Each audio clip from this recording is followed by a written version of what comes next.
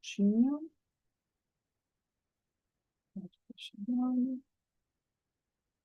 Sarinha, você está ativa aí, querida? Fala alô para Oi, mim. tô sim. Posso pedir para você ser co-host aqui e ir admitindo as pessoas na sala, por favor? Claro. Tá, então eu vou botar você como. A Sara Samara é a nossa assistente digital de marketing. Ela agora que faz as nossas campanhas, ela que está fazendo as publicações dos vídeos da gente lá no canal, virou assistente pedagógica da gente aqui. Aqui tem gente. Isso. Eu só estou configurando aqui para começar a transmissão no YouTube também. Deixa eu botar aqui. Acabei de receber também aqui no YouTube. Amor e terror, Igor Gestão.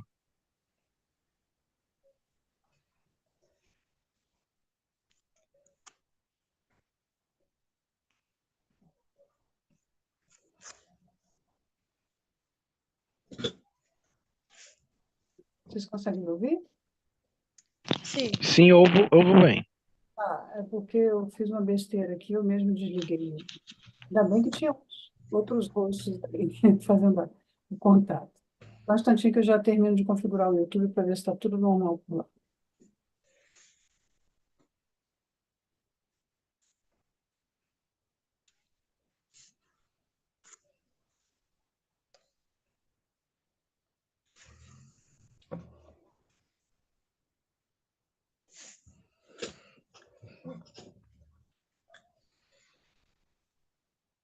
Então, pessoal, eu vou colocar aqui no chat o link que está sendo transmitido no YouTube, simultaneamente. Está no YouTube da Eagle, tá? Então, se vocês quiserem mandar esse link que eu vou botar aqui agora no papo, né? Para os amigos de vocês, convidar a assistir o lançamento e tal, pode mandar, porque está sendo transmitido por lá. Então, mesmo que a pessoa não esteja inscrita no evento, ela consegue assistir clicando por aqui. Tá bem? Ok.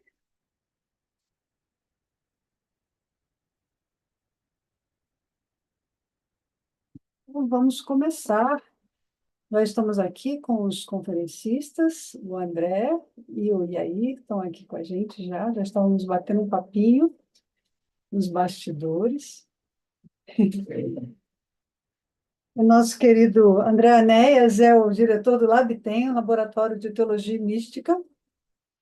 O LabTem é um projeto totalmente novo, né, André? Depois você pode até falar um pouquinho sobre o que é a ideia lá, mas pensa numa teologia bem transversal, assim, né, que está abarcando coisas que a teologia clássica não está muito preocupada. Então, depois ele pode falar um pouquinho. São dois educadores muito queridos, amigos, né, recentes, que São Paulo me deu de presente. E o Iaí também, esse rabino simpático que está aqui com a gente o tempo todo, né, agora figurinha frequente aqui na Eagle. Tem sido um amigo querido demais e eu estou muito contente de tê-los aqui. Se você quiser compartilhar esse link aí, o pessoal aí, a turma LGBT+, que está toda aqui assistindo, aqui no chat eu coloquei um link, tá bom? Vou botar de novo para quem entrou depois. Você pode mandar esse link para a Irmandade, tá bom? Vocês entenderam o que eu quis dizer, né? Manda isso. Ah, mandou uma mensagem aqui agora do Zoom que eu não sei o que isso significa, não estou nem com tempo de ver isso agora. Espero que ele não faça uma lembrança aqui da transmissão que a gente está chegando aqui. Então, obrigado por estarem aqui, vocês todos. Já temos 18 pessoas presentes. Pedro, Rogério, o Biro está aí, a Eliane também, Paulo também, o outro Paulo Nunes também, Rose, muitos alunos aqui da Igor, mas tem muito mais gente aqui, né? Estamos com muitas pessoas online. Quero agradecer a vocês e eu vou pedir a vocês um favor. Eu vou pedir que somente fiquem abertas as câmeras dos conferencistas, tá certo? Para a gente poder otimizar o espaço de tela, que como está sendo transmitido simultâneo, então vocês todos podem fechar as câmeras nesse momento, né? Para otimizar aqui o nosso tempo nosso espaço, né? Nossa programação visual dentro da sala. Isso, agora fica bem interessante. Então, eu queria apresentar para vocês, né, os conferencistas que estão aqui. Então, o André já falei um pouquinho sobre ele, né, do LabTem, ele pode falar um pouquinho mais também depois. O Iair é conhecido também muitos de nós, e aí tem todo um sistema educacional também, é um outro educador com toda uma, uma rede de educação de estudos cabalísticos, que eu dei o nome de Iair Alon Cabalistic Studies, porque é muito simpático esse canal dele. Ele tem um canal no YouTube fantástico sobre Cabalá, e eu recomendo que vocês todos assinem, porque é muito ensinamento bacana que a gente não tem acesso, né? Ele dá aulas ali gratuitas de Talmud, coisas que a gente fica tentando entender e não entende, e ele está trazendo esse conteúdo ali. Eu recomendo que vocês sigam o canal dele. E o LabTem também tem o canal, né, André? Como é que está o canal do LabTem? Está no Insta ou tem no YouTube também? Tem no YouTube, tem no YouTube. Então, É depois... bem, não dá para chamar de canal do LabTem, acho que é muita coisa, né? Mas tem o canal do LabTem. Legal. Não, o canal é o do IAI, porque o do IAI são 10 anos publicando coisa, todos os vídeos são É, 2.500 vídeos, vocês têm noção? exatamente, isso é um Esse, canal. esse é o canal. Tá bom, gente. Então, obrigado por terem vindo. Obrigado a todos vocês que estão assistindo aqui. A gente vai começar o bate-papo. Eu vou entregar a bola para o André, que ele vai articular esse diálogo com a gente aqui. Tá bom? Bom, boa noite, gente, boa noite a todos e todas. Quero mais uma vez saudar aqui a Lília, querida amiga, parabenizá-la desde já por esse trabalho maravilhoso, saudar o Yair, uma alegria estar contigo aqui também, Yair, para a gente poder cultivar esse diálogo, esse bate-papo, né, sobre esse texto, essa obra aí. Eu tive o privilégio e a alegria de fazer o prefácio, né, e confesso que eu fiquei. Opa, confirme o seu idioma. É porque ele Português. instalou, pode colocar o português, é porque ele instalou Isso. um recurso novo, onde já estava conectado.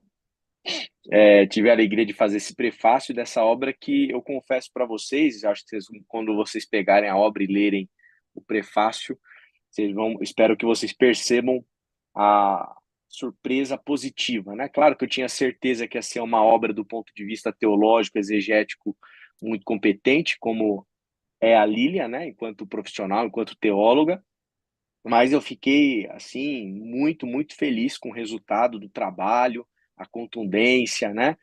Por diversos motivos, por diversas razões, né? E se vocês me permitem, né, eu gostaria de partilhar com vocês algumas questões aqui a respeito do texto, mas antes de falar do texto propriamente, né, eu queria falar sobre a questão pastoral, né? Vocês sabem que eu sou teólogo, né? Então a gente trabalha na academia, publica artigo, a gente trabalha com educação teológica, né? A Lília aí, e aí eu também na frente do LabTem, inclusive o Pedro é meu aluno lá, viu, Lília? Ah, que legal! Com a gente, né? Muito bom te rever aqui, Pedro, né? E a gente atua dentro dessa frente, né, de trabalho, né? Mas eu também sou pastor. Eu sou pastor de igreja local, né? Pastorei uma comunidade religiosa. Uma comunidade religiosa, eu queria deixar bem explícito, né? Uma comunidade de fé batista tradicional, né? Uma igreja de 66 anos. E a minha formação, bem como da própria igreja, imagino que a maioria de nós aqui, aqueles que são de tradição evangélica, nós fomos criados dentro de um berço, né? De uma tradição fundamentalista, né, influenciados aí por correntes teológicas norte-americanas, né, muito provavelmente tivemos contato, né, alguns de nós aí com missionários norte-americanos. Então a gente foi criado dentro disso que a gente pode chamar aí, a Lília comentou de teologia clássica, mas eu diria que é teologia fundamentalista mesmo, nem a clássica né? Então assim, cheia de Basicamente limitações, fundamentalista. basicamente fundamentalista, né? Cheia de limitações, cheia de questões, cheia de preconceitos, cheia com uma relação com o texto bíblico muito complicada, né? Muito limitada, poucos recursos teológicos, poucos recursos exegéticos, enfim, cheias de limitação. E isso, sem dúvida nenhuma, né? Mesmo que eu possa parecer, né, poxa vida, teólogo, né, doutor em teologia, etc e tal, a gente já está com uma reflexão um pouquinho mais arejada, essa base, né, isso tudo que a gente foi criado, de alguma maneira nos afeta ainda hoje, né? E eu confesso para vocês que quando eu recebi o convite para falar sobre diversidade de gênero, né, na Bíblia, né, diversidade relacionada à sexualidade, enfim, tudo que envolve a temática que a Lília teve a coragem de trabalhar, confesso para vocês, assim, as minhas limitações, principalmente do ponto de vista pastorais, né? Eu me lembro uma vez que eu recebi um casal no meu gabinete pastoral. Vou contar essa história, Lília e aí, né, para vocês verem como que é a coisa, né? Chegou um casal comigo, eles, na minha cabeça, né, muito conservadores, né? E começaram a contar a história, né, de uma colega de trabalho. A mulher começou a contar a história que tinha uma colega de trabalho, com quem ela trabalhava, eles se davam muito bem com ela, e ela era lésbica. E essa mulher, essa colega, ela tinha a única amiga evangélica que ela tinha no trabalho era essa mulher que estava conversando comigo, né? E eu falei assim, meu, o que será que ela vai trazer para mim, né? Já fiquei imaginando, né? Ela sendo preconceituosa, essa menina que tava com quem eu estava atendendo, né? Falei, nossa, o que vai sair daí desses fundamentalistas, né? Aquele meu preconceito observando, olhando, né? Vendo, me preparando para o que eu ia dizer, né? E um dado momento ela falou, pastor, nós somos os únicos com quem ela tem amizade, todo mundo, sabe, é preconceituoso dentro do ambiente profissional, etc e tal. E eu tenho pensado bastante na possibilidade de trazê-la na igreja, mas eu fico muito preocupada com como ela vai ser recebida aqui, né? Aí eu virei para ela e falei assim: olha, eu também fico muito preocupado, viu, sobre como ela vai ser recebida aqui, né? Essa também é uma preocupação minha, né? Se ela tiver, a gente puder tomar um café no meu gabinete pastoral, eu tenho certeza que o ambiente controlado daqui será ótimo, né? Ela será muito bem acolhida, a gente vai ter uma conversa muito agradável, eu tenho certeza que vai ser muito bom, mas a comunidade de fé, ela tem as suas limitações, né? Por conta de toda essa formação, de toda essa bagagem, e a gente está falando aqui de processos, né, de muitas décadas, né, de séculos, né? Uma coisa bastante enraizada, né, e que não é simples de você mudar esse tipo de consciência, né, de você mudar esse tipo de reflexão. Então, é esse o tipo de ambiente, né, em que a gente foi criado. Eu me lembro muito, né? Me lembrei muito lendo o texto da Lília do Rubem Alves. E o Rubem Alves, eu acho que ninguém analisou melhor o fundamentalismo religioso do que ele. E ele vai, em dado momento da reflexão dele, lá no texto de Livre Docência de 1979, Protestantismo e Repressão, ele vai falar a respeito da vida. Ele fala, né, que às vezes para o fundamentalista existem momentos em que ele tem que escolher entre a vida e a letra, entre a vida e a teologia rígida e árida dele, né? E ele muitas vezes escolhe o quê? Escolhe essa teologia árida, escolhe a letra e reprime a vida. E me parece que é isso que acontece muitas vezes, né? Dentro das nossas comunidades de fé, a partir de toda essa formação em que a gente criou, pelo menos eu, né, falando aqui de mim, né? Então é um desafio gigantesco, né? Um desafio enorme, né? E uma das coisas que eu tenho refletido e eu encontrei muito eco na reflexão da Lília diz respeito a como vencer esse fundamentalismo, como combater isso. E eu tenho visto muitas pessoas combatendo o fundamentalismo com as mesmas armas do próprio fundamentalismo, né? Entrando num embate assim, né, de peito aberto, apologético, né? Então, se o fundamentalista tem as verdades dele, outros grupos têm as suas respectivas verdades enrijecidas e eles entram em rota de colisão, né? E às vezes se trata tão somente de um fundamentalismo às avessas, né? Isso pode acontecer, me parece, com muita tranquilidade. E eu acho que a melhor maneira da gente enfrentar o fundamentalismo é justamente trazendo a consciência de que teologia é interpretação. Eu acho que na medida, Lilian, não sei se você concorda, o Iair, né? Na medida em que a gente consegue fazer com que as pessoas entendam que toda teologia é uma interpretação, Ela não é a revelação, ela é interpretação. É uma ciência, portanto, como diria Colbart, humana. Quando a gente coloca o fundamentalista dentro do solo de uma possibilidade interpretativa, eu acho que fica tudo muito mais fácil para a gente poder lidar, para a gente poder dialogar, porque daí a gente vai para o solo do humano, né? Na medida em que eu tenho uma interpretação que eu elevo à categoria de revelação de voz do divino, eu entro num lugar muito, muito perigoso, muito complicado, e talvez essa seja a semente, né, de todo esse problema que a gente enfrenta, né, dentro dessa tradição fundamentalista. Então, eu acho que a Lília ela fez isso de maneira muito eficaz na obra dela, né? E eu queria destacar aqui, Lília, se você me permitir, 3 pontos do seu texto, da sua contribuição e o porquê que eu acho que ela é contundente para a gente poder trazer conscientização pastoral para as igrejas, colocar um ferramental bom, adequado na mão de ministros religiosos, ministras religiosas, e levar essa discussão para um solo, para um lugar em que há a possibilidade de fruto, né? Ou seja, possibilidade de mudança real, contundente dentro desse tipo de discussão, de debate, né? Que no final das contas a gente está lidando com vidas, né? A gente não está lidando com teorias, a gente não está lidando com coisas abstratas, a gente está falando de seres humanos, né? Criados à imagem e semelhança de Deus. O primeiro ponto que eu destaco, Lília, do seu texto, da sua obra, é a questão pastoral.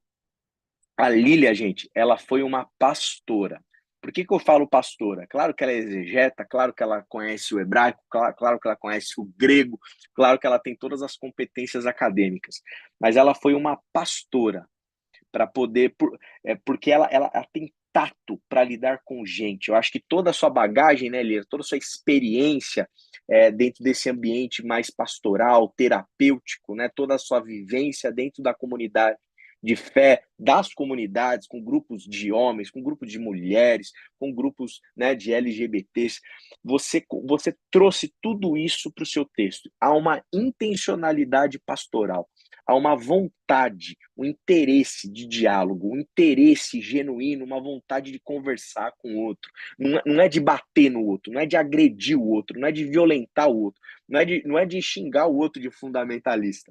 Muito pelo contrário, há uma vontade, um interesse de abrir-se para um diálogo, interesse de comunicar, um interesse de conscientizar.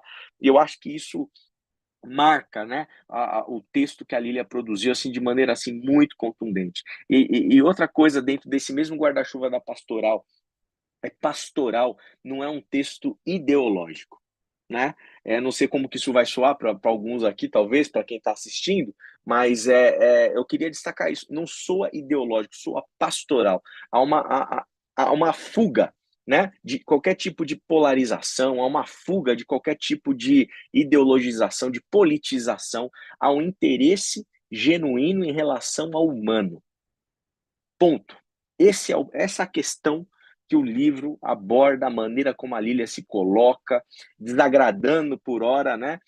Gente do campo mais progressista, obviamente do campo fundamentalista vai desagradar muito, né? Mas também do campo progressista. Então, eu acho que esse traço pastoral me parece assim algo que torna a sua obra uma preciosidade, porque eu posso pegar seu texto com muita tranquilidade e colocar na mão de pastores, de pares, né, que vivem dentro de comunidades tradicionais, de comunidades conservadoras, de comunidades que foram construídas a partir de um solo epistemológico fundamentalista. Eu pego o seu texto de olhos fechados e entrego para essas pessoas, pego o seu texto, trabalho na minha comunidade, porque ele tem esse traço pastoral que a gente pode conversar um pouquinho mais. Segundo ponto que eu destacaria é a sua honestidade intelectual.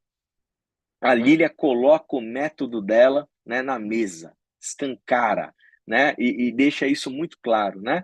A teologia relacional, a método de exegese rabínica, né? Tudo isso é algo que fica muito escancarado. A Lília é honesta intelectualmente em assumir a maneira como ela está lendo os textos, né? E isso diz respeito àquilo que eu falei, né? Porque todo trabalho teológico é uma interpretação e é necessário que se assuma os métodos. E eu acho que você, Lília, escolheu assim, de maneira muito feliz, os seus caminhos né, metodológicos, exegéticos, para poder ler o texto, né? Esse Deus que está conosco, né, num processo. Isso é muito importante, né, para a gente poder, inclusive, contribuir com essa pastoral, com uma leitura mais adequada do texto bíblico. Enfim, eu acho que isso foi fantástico, e também a questão de dialogar com os rabinos é muito importante, porque mostra como a tradição rabínica, a tradição semita, né? O Yair pode falar melhor do que ninguém, como ela é plural, como ela lida com o texto bíblico de uma maneira plural, cheio de possibilidades, valorizando a potência do texto bíblico, né? A possibilidade de geração de vida que o texto bíblico tem. Então, eu achei assim, né, brilhante a sua escolha, né, metodológica. Por fim, eu sinalizo a coragem da escolha dos textos. Eu confesso para vocês, muitos desses textos que a Lília faz exegese ali, eu não os pregaria, muito provavelmente. Teria muita dificuldade de pregá-los na minha igreja, né? Mas lendo o seu texto, eu falo até no prefácio, eu falei assim, eu vou fazer uma série de sermões sobre os textos do terror, né? E é linda a exegese. É lindo o trabalho, né, de estudo bíblico que a Lília desenvolve, a coragem, a contundência de amarrar todos os textos que tocam na questão, tocam no assunto, né, da diversidade de gênero, e eu achei, assim, a sua coragem muito, muito, muito nítida, muito vigorosa, e, novamente, um ferramental, porque essa é uma dificuldade. Poxa, pastor, mas está na Bíblia, mas está na Bíblia, mas está na Bíblia, mas esse texto, e dependendo, né, do pastor, do ministro religioso, não tem recurso bíblico teológico para poder fazer esse diálogo. E você forneceu, portanto, esse ferramental, amarrando todos os textos, de Paulo a Daniel, a Juízes, aquele texto complicadíssimo, né, da mulher esquartejada, enfim, você amarrou tudo. E você conseguiu detectar, no meu ponto de vista, uma lógica bíblica que toca a questão da sexualidade, né? Mostrando e evidenciando que a grande questão que a tradição bíblica está revelando para a gente, está mostrando para a gente, diz respeito muito mais à questão da violência, à questão da objetificação do outro, a essa deturpação dessa imago Dei, né?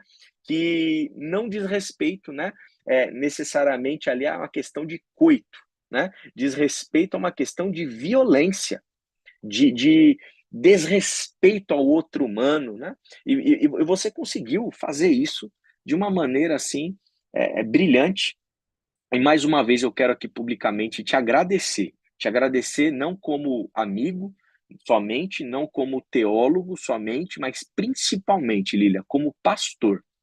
Como pastor, o seu texto ele é uma preciosidade para a minha pastoral. A minha comunidade, eu tenho certeza que, não hoje, mas daqui uns 50 anos, ela vai te agradecer pelo seu texto ter existido, pela você ter tido a coragem, né, a parresia, né, de escrever esse texto, né? Então eu te agradeço já de maneira antecipada, algumas décadas antes, né? Nem sempre as nossas obras, né, a sua obra vai ser reconhecida de maneira imediata, né? Mas eu acho que o fruto que ela vai dar ao longo das décadas, se eu fosse dar um palpite, né, a gente não fica fazendo prognóstico, né, quando a gente trabalha no meio acadêmico, mas eu acho que vão ser frutos contundentes, frutos vibrantes, frutos fruto bonito, sabe? Bem consolidado. Não vão ser coisas assim que passam rápido, né? Não é fogo de palha, né? É um fruto consolidado, algo sólido. E obrigado por esse alicerce que nos permite e vai permitir que uma plantação aí de novas sementes seja feita num solo muito, muito bem preparado e cultivado por você. Parabéns, Lilia, pelo trabalho. Obrigada, André. Nossa, depois de tanta ódio, eu não sei nem o que eu falo, mas eu estou até perdida. Acho que eu vou encerrar aqui, vou dormir. Se não me der para encerrar do livro, eu já tenho elogio para a obra o tempo todo, assim. Eu queria ouvir um pouquinho o Iaí, porque E aí ele teve um papel muito imprescindível na faseação desse livro, vamos dizer assim, né? O livro não é novo, é um trabalho de 20 anos, mas começa a cuidar de pessoas LGBT+, em 2003. Eles começam a me acessar, e com a situação familiar também, né, de um caso complexo, que eu tive que começar a administrar, eu começo a estudar gênero para cuidar do caso familiar. E aí sou acessada por uma multidão de ovelhinhas aí, mal cuidadas, mal apacentadas, as que foram mal, porque a maioria delas nunca foi.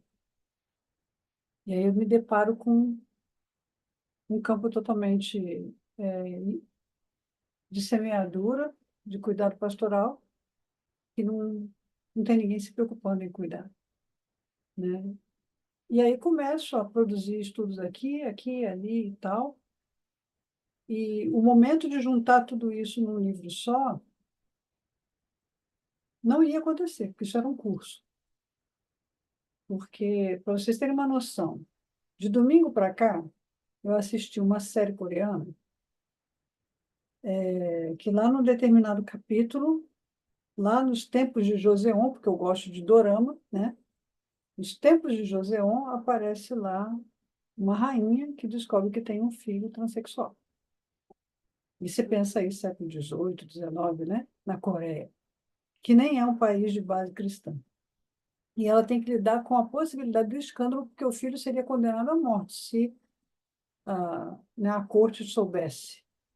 E ele era um dos candidatos a príncipe herdeiro, né? Tinha essa história. E essa mãe tem que lidar com esse dilema, né? E ela leva um choque. A ama dela também, que está sempre junto com ela, também leva um choque. E chega um determinado momento que ela teve que queimar o lugar secreto lá onde o filho se travestia e tudo mais, e para o filho não ser levado à morte. E o filho fica desesperado, ele vai brigar com a mãe porque ela fez aquilo, já que ela descobriu quem ele era, por que que ela não respeitou, e ela levou ele para um outro lugar, onde ela contratou um pintor e deu para ele as roupas, a maquiagem, tudo que ele usava. E ela ficou do lado de fora esperando que ele se vestisse com aquelas roupas e o pintor pintasse um retrato dele, vestido de mulher, e deu de presente para ele. E ela fala assim, eu chorei feito uma doida, né? Claro. Ela fala assim, quando você quiser olhar para o seu verdadeiro eu, olhe para esse quadro.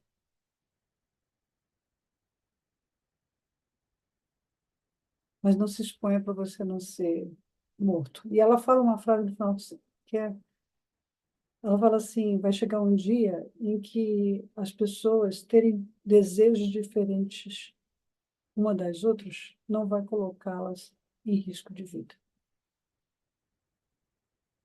Chorei, feito uma doida. E ontem, quando eu estou mandando o convite para o lançamento do livro, num grupo da minha família, o grupo de genealogia da família, né? Eu posto lá e falo assim, gente, ó, amanhã é o lançamento do livro, e tal, eu vou ficar muito contente de se ver vocês aí. Um dos primos, que é bem mais velho que eu, né? Falou assim, parabéns, Lili, e tal, feliz por você, orgulhoso de você. E a outra prima falou assim, Deus fez homem e mulher, o que passa de ser procedência do maligno. E aí, hoje de manhã, eu simplesmente respondi para ela assim, a sua opinião não foi pedida, eu não estou abrindo um debate, e você foi grosseira. Você não tinha necessidade de fazer isso. É só um convite, não quer, não participa. Eu lido com isso o tempo inteiro. Eu acho que as pessoas não têm a menor noção de como é difícil ser a construtora dessa ponte. É muito complicado ser a construtora dessa ponte. Então, assim, é um livro realmente muito cheio de amor pela questão, muito cheio de ternura e de interesse genuíno no bem-estar das pessoas LGBT+. Aqui no grupo tem um monte delas aí que têm sido cuidadas por mim ao longo do tempo e podem até testificar disso de uma maneira mais dinâmica do que eu.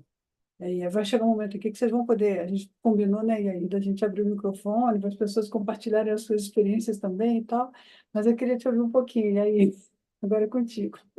Pode usar ao mesmo tempo do André aí. Obrigado, obrigado. Eu não sei se eu vou usar todo o tempo do André, mas agradeço a disponibilidade. E o motivo por que talvez eu não vou usar todo o tempo do André, porque eu tive muita dificuldade de pensar o que eu vou falar sobre esse livro que tanto me tocou, que tanto mexeu comigo. Ler o livro, Lilia, o seu livro, foi uma experiência, eu contei um pouco para você, mas agora eu queria contar para todos, impressionante do começo ao fim, né? E no bom sentido da palavra impressionante, como foi me revelando coisas que eu nunca imaginei que era possível, né? Bom, primeiro por ser uma diferença cultural entre o judaísmo e o cristianismo, né? Eu, obviamente, pela minha tradição, estou acostumado a ler exegese rabínica. Então, eu sei como se faz uma leitura rabínica do texto. E foi muito interessante para mim ver do outro lado como é que se faz uma leitura, né? Então, por exemplo, às vezes o básico do básico, pegar textos do Novo Testamento, como o pessoal chama, e ver esse tipo de texto sendo analisado, só isso para mim já foi muito enriquecedor. Mas para além disso, aspectos como o André trouxe, né? O escancarar o método, a honestidade de falar, olha, como é que eu estou fazendo, como é que eu estou lendo, por que eu estou seguindo esse caminho, isso para mim foi muito interessante. É uma transparência e uma honestidade que em geral você não vê nem no meio acadêmico, você não vê no meio universitário, e isso eu também achei muito, muito bacana. Agora, para além disso, me mexeu de outros modos, né? Porque eu fiquei muito surpreso com o que eu poderia chamar quase que de uma inventividade no modo de ler, e não no sentido negativo de inventividade, como querendo dizer que a Lilia inventou a leitura, mas no sentido assim, eu como educador também trabalho com, né, dando aulas e tal, eu às vezes fico muito desesperançoso com o que eu vejo da educação, né? Em geral, eu tenho alunos fora do país e no Brasil. Não é novidade, vocês já devem ter ouvido falar, hoje em dia se fala muito do analfabetismo funcional, né? O que é o analfabetismo funcional? Pessoas que sabem ler, elas são alfabetizadas, elas sabem o que é alfabeto, elas sabem juntar B, A, Ba, né? C, A, K, D, A, Da, mas elas não entendem o que elas leem. Então elas não são analfabetas no sentido literal da coisa, mas elas são analfabetas funcionais. E muitas vezes eu lido com esse tipo de coisa na prática. Eu vejo alunos meus que você dá um texto às vezes um pouco mais complexo para essas pessoas e você pergunta o que ela entendeu do texto. E infelizmente essas pessoas não entendem. Muitas vezes o que essas pessoas entendem do texto é o que elas ou querem entender ou o que já foi dado para que elas entendessem. Como o André falou também, o que já está ali esperado. Quando você fala de um texto como Bíblia, né, que já tem pelo menos 2000 anos de leitura, a pessoa não está lendo realmente o texto. Ela está lendo o que está na cabeça dela. Ela está lendo o que já foi dito para ela ler. Então, quando você vai e pega um texto como a Lilia e fala assim, vamos limpar tudo que você já leu, basicamente é isso que ela faz, né? Esquece todas as suas leituras, vamos ler o que está escrito. É de uma leitura tão refrescante que chega a ser impressionante. E é isso que eu estou chamando de inventividade, né? Ela fala assim, olha, tira todas as suas leituras, tira tudo que você já pensou, o que seu pastor falou, o que seu rabino falou, o que o papa falou, o que não sei quem falou, e vamos ler o que está escrito. Qual é o significado mais básico da coisa? E ela está basicamente tentando resolver esse problema do analfabetismo funcional. E aí, enquanto eu fazia esse exercício, que é praticamente a Leila te segurando pela mão e falando, vamos ler junto, e que é muito interessante, eu ficava lembrando disso, né, de quantas pessoas têm essa dificuldade, e o que às vezes me entristecia é lembrar, e também o André trouxe esse aspecto, de quantas dessas pessoas que têm esse problema de analfabetismo funcional estão liderando comunidades por aí, estão liderando igrejas, estão liderando sinagogas né, e por aí vai. E colocando então as suas leituras preconceituosas, fundamentalistas, tradicionais, e não é o que o texto está dizendo. Então as pessoas dizem, como o André falou, mas está na Bíblia, está na Bíblia. Está na Bíblia mesmo ou está na sua leitura da Bíblia? Está na sua cabeça lendo a Bíblia, né? Eu sempre me lembro de um vídeo que ficou famoso um tempo atrás, depois acho que sumiu, não sei se vocês lembram. Eu não lembro exatamente o contexto, mas um repórter foi entrevistar um pastor, né, super simplesinho e tal, e aí ele lê lá um versículo, acho que de Oséias 3, né, que fala, vai e ame uma adúltera, uma mulher adúltera. E o pastor não lê adúltera, ele lê adultera, né, ele não lê o acento. Então ele lê, vai e ame e adultera. Ou seja, o pastor fala assim, como se Oséias estivesse falando para você amar e adulterar. Então o pastor estava justificando que Oséias diz para você ter 2 esposas, e a entrevista era isso, de um pastor que era bígamo, obviamente que pela lei brasileira era proibido, e ele falava, não, mas eu sou bígamo, eu tenho 2 esposas, porque está escrito em Oséias que eu posso ter 2 esposas. Ó, tá aqui no versículo, vai, ame e adultera. Aí o repórter pega a Bíblia e fala, não, mas espera aí, pastor, está escrito vai e ame uma adúltera, não vai e ame e adultera. Aí o pastor fica com uma cara assim, ah, não, mas peraí. E aí ele se dá conta que ele estava lendo errado, não é nem analfabetismo funcional. E ele era pastor, e tinha lá não sei quantos seguidores. Então, quando a gente começa a pensar que talvez tem gente deste porte intelectual, né, lendo os textos nesse nível e conduzindo a mente das pessoas e passando esse tipo de crença, é muito triste, né? Exatamente, né? Como o Carlos está falando aqui, vai e adultera com ela, tendo a base bíblica. Então, essa é a pessoa que vai falar, como o André disse, mas está na Bíblia. E quantos vão parar e questionar um cara desse e falar, realmente, está na Bíblia, é a leitura que você está fazendo. Bom, quantos vão questionar? A Lília questiona, né? A Lília fala, não, pera, está na Bíblia ou não está na Bíblia? Vamos parar e ler. E quando você faz essa leitura renovada, você começa a perceber que talvez não está na Bíblia, como você imaginava, né? E já no começo do livro, a Lília fala umas coisas muito interessantes que eu acho muito corajosas e fala assim, tá, a Bíblia condena a homossexualidade, é verdade, tá? Não dá pra gente também fazer uma leitura radical como alguns grupos falam, assim, não, olha, a Bíblia aceita, né, que a leitura também é oposta, e o André também citou isso. Vamos combater o fundamentalismo com o fundamentalismo oposto, né? Vamos falar que a Bíblia foi escrita em 2020 por um grupo de liberais. Não, não foi, não dá pra dizer isso, tá? Mas tem textos na Bíblia que são extremamente de acolhimento. Então, a gente tem que pôr a Bíblia onde ela tem que ser posta. Não dá para falar que ela condena extremamente, não dá para falar que ela libera geral, né? Tem textos de Levítico que a gente sabe, olha, não vai deitar homem com homem como se fosse mulher, mas tem textos que tem de acolhimento. Então a Lília põe as coisas no devido lugar, põe os pingos nos is, sabe? E fala, esse texto é de acolhimento, esse texto não é. E aí é o que ela chama, inclusive, de amor e terror. Que também essa linguagem para mim foi muito legal saber, porque a gente não chama assim no judaísmo, né? Enfim. Então é um texto que para mim foi fazendo toda essa quase que montanha-russa muito gostosa. E como uma montanha-russa, né? Dá um friozinho na barriga, uma hora sobe, uma hora cai. E no fim é divertido. No fim você fala assim, poxa, foi legal. Deu um medo, onde que eu tô indo, mas é muito, muito bacana. E, enfim, eu acho que uma das principais marcas que a Lília conseguiu é isso, né? Propor essas releituras de um texto que você fala assim, não tem mais o que ler nesse texto. Mentira, tem. Mesmo com 2000 anos de tradição, mesmo com essas leituras que a gente acha que já estão fechadas e paradas, tem como ler.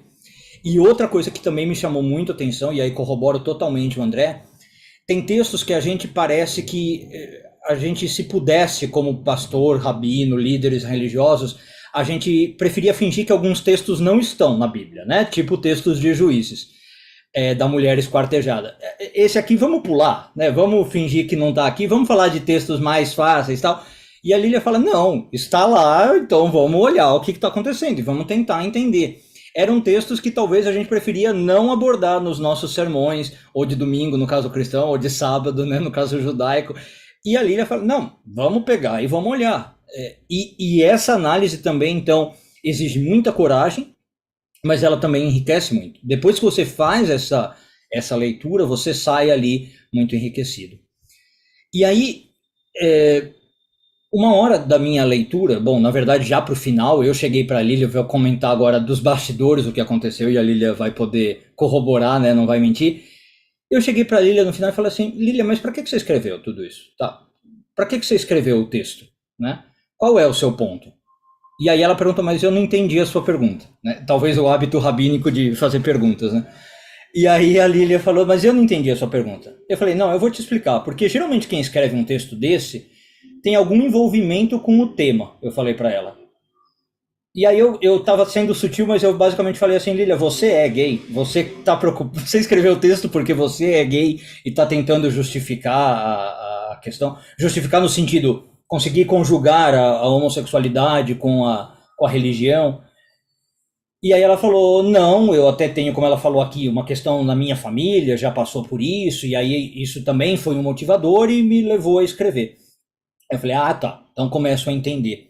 Porque uma questão que eu comecei a me perguntar é, o que leva uma pessoa a ter a coragem de escrever um texto assim, né, e enfrentar todo um establishment, toda uma instituição, só pela questão intelectual, né? É só para mostrar como é que se lê um texto, é só para refazer uma leitura, poderia ser feito com um tema muito menos espinhoso, com um texto menos tabu, digamos assim, com um tema menos tabu, né?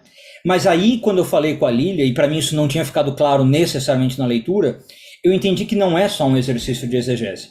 É, como de novo disse o André, é um exercício pastoral, é um exercício humanitário, é um exercício de acolhimento, é um exercício que...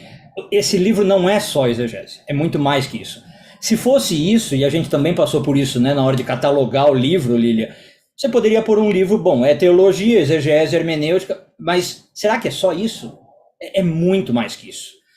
Então, até quando a gente estava programando aqui como é que ia ser esse bate-papo, eu falei para a Lília, não sei se vale a pena só você falar do livro, André falar do livro, eu falar do livro, talvez... Se a proposta do livro eu entendi certo, vale a pena também as pessoas poderem falar um pouco delas e do que elas têm vivido com a sua homossexualidade nos ambientes religiosos, né? Elas talvez contarem um pouco do que elas têm sofrido ou não sofrido, se elas foram acolhidas, se não foram acolhidas, né?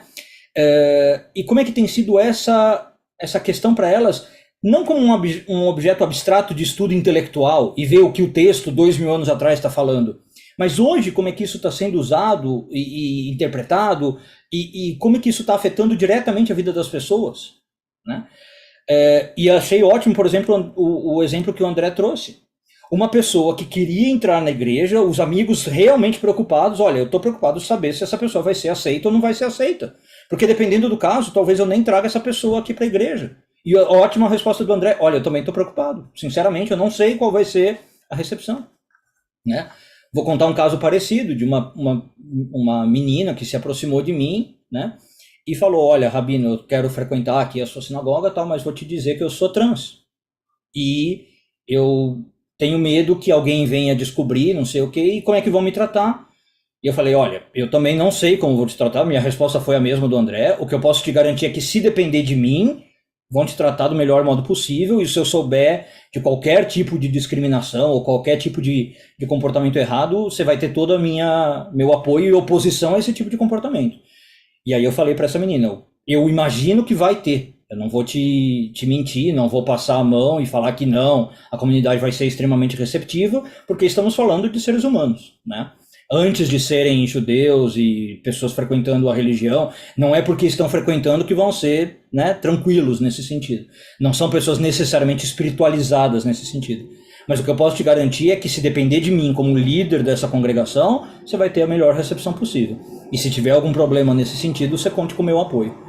Isso foi aparentemente o suficiente para ela se sentir calma e começar a frequentar o Shabat e estar lá todo sábado com a gente. E felizmente nunca teve nada, pelo menos externamente. Se alguém tinha algum problema, guardou para si e não expressou nada, graças a Deus. Mas realmente é então uma questão que sai do texto, né? O texto aqui ele fica quase que como uma discussão secundária. Legal, a gente interpreta, usa isso para interpretar, mas é uma questão que está afetando então literalmente na vida das pessoas, né? Porque, como eu falei, isso está chegando nas lideranças. É como é que essas lideranças então estão usando o texto para depois aplicar isso nas suas igrejas. E aqui eu estou usando igreja não no sentido cristão, igrejas como locais de centro comunitário, né? Seja na Umbanda, seja no Candomblé, seja no judaísmo, seja no evangelho, seja onde for.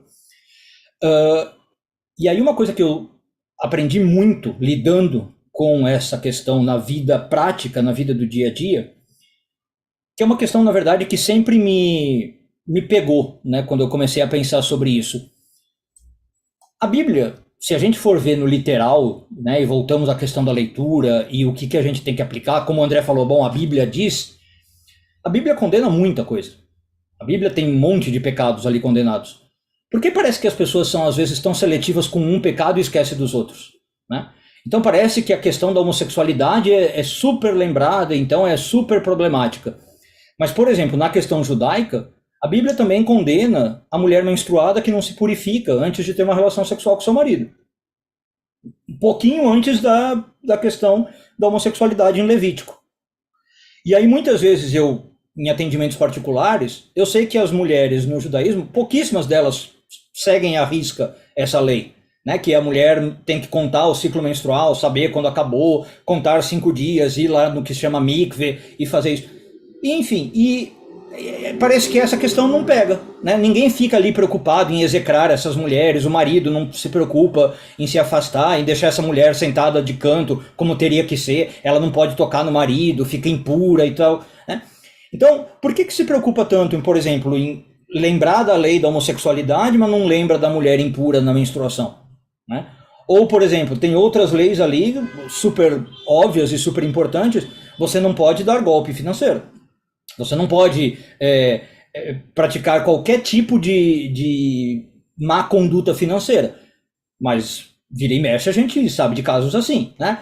Ah, você não declarou o seu imposto de renda, você deu ali uma burladinha na hora de dar o troco, né? Você fez ali uma pequena gambiarra. Ah, mas isso aí não importa. Aí Levítico não falou, né, dessas distorções, né? Dessas ninguém lembra. Você não pode fazer o que chama no judaísmo lashon hará, maledicência, falar mal do outro, fazer fofoca, fazer boatos, né? Mas essa também ninguém lembra em Levítico. Mas a questão da homossexualidade, parece que Levítico só falou disso, né? Então, a gente também tem uma seletividade, eu diria, cognitiva, né, ou psicológica, que a gente parece que fica lembrando de alguns mandamentos e não de outros, né? E nem mandamentos, alguns pecados e não de outros. Então, muitas vezes eu tenho que, às vezes, quando eu pego esse caso que a Lília falou, de alguns fundamentalistas, né, que falam assim, mas Deus criou homem e mulher, todo o resto é pecado. Bom, e Deus também criou a ideia de que você só pode cuidar dos seus casos e julgar os seus casos e que você não tem que julgar os outros. E que você tem que amar o próximo como a si mesmo, né? E que você não tem que julgar o outro se você não tiver no sapato do outro, não tiver calçado o sapato do outro. Então essas coisas as pessoas não lembram, né? Às vezes quando você lembra as pessoas, Lilian, né, gente que fala esse tipo de coisa, já é o suficiente para pôr a pessoa no lugar. Às vezes eu confesso que também não muda nada. A pessoa vai continuar com aquele tipo de discurso, com aquele tipo de comportamento. Então tem um livro muito interessante, que aliás você viu comigo na feira lá da USP, né, Lilia, que é Como Curar um Fundamentalista. O livro em especial ele fala, na verdade, do conflito no Oriente Médio, que é outra questão que eu também enfrento diariamente, né? Quando você tem a questão, por exemplo, agora infelizmente acontecendo muito forte, Israel, Hamas e tal, e como você cura um fundamentalista. E apesar do livro chamar Como se cura um fundamentalista, muitas vezes a conclusão do livro é você não cura. O fundamentalista ele já tem aquelas ideias prontas e preconcebidas dele e você não vai conseguir falar com ele. Então muitas vezes nós que estamos num diálogo assim como nós estamos falando para as pessoas que já estão com a cabeça aberta para esse diálogo. E o fundamentalista ele não está com essa cabeça assim, ele não estaria num diálogo como esse e você não tem acesso por definição a um fundamentalista. Então, às vezes é uma visão, eu sei, meio crítica, meio pessimista da coisa, mas nós estamos falando para quem já não precisaria, na verdade, que se falasse. Nós estamos falando para quem já está com a cabeça, digamos, aberta. E para quem a gente precisaria estar falando, a gente não está falando. Eu sei que é uma visão, como eu disse, meio pessimista, mas talvez sejam assim as coisas. E tem o espaço dos fundamentalistas, tem o espaço dos mais abertos, e a gente talvez não deva se incomodar muito com isso. Não tem problema que seja assim. Talvez seja parte da dialética das coisas, da dinâmica histórica das coisas. A gente continua fazendo o nosso trabalho, achando que, ou acreditando que Deus está supervisionando as coisas como devem ser, e cada um está então onde deve estar, e, enfim, desde sempre a história da humanidade foi desse modo. A gente continua tendo obras magníficas como a da Lília, né, falando o que tem que ser falado, e vai chegar onde tem que ser chegado, né, se a gente pudesse falar nesses termos. A Lília falou aí no começo que o André tem um laboratório de mística, que eu trabalho com mística, a Lília também tem uma veia mística. Agora, se a gente pegar essa veia mística, eu acredito que tudo acontece como tem que acontecer, né? As coisas chegam onde tem que chegar, as coisas acontecem como tem que acontecer. Então, talvez a gente também não tenha que se preocupar muito neste sentido. A gente faz a nossa parte, dorme com a cabeça tranquila, põe a cabeça no travesseiro, sabendo que a gente fez o melhor que podia. E o resto não está nas nossas mãos.